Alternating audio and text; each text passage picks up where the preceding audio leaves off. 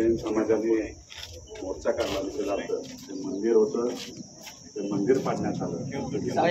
आपण विभागाशी चर्चा करून मी मुंबईला गेलो की माझ्या पक्षाचे नेते, राष्ट्रवादी काँग्रेस पार्टीचे नेते माननीय अजितदादा पवार साहेब यांच्याही मी त्यांना हा विषय घालतो। माझं पत्र आपल्या समाज बांधवाच्या वतीने मी त्यांना सुपूर्द करतो आणि झालेला प्रकार खूप निंदनीय आहे।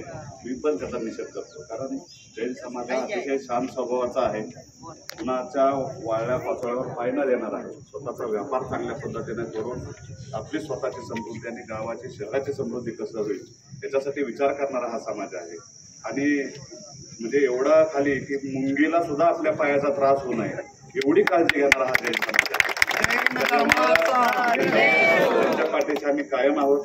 कसली काही अडचण आली, मी अनुभया नेहमी सांगत असतो की काही अडचण आली तरी मी या तालुक्याचा प्रतिनिधी म्हणून या तालुक्यातले जे काही प्रश्न असतील त्या समाजाचे, त्यासाठी मी तुमच्या पाठीशी खंबीरपणे उभा राहील।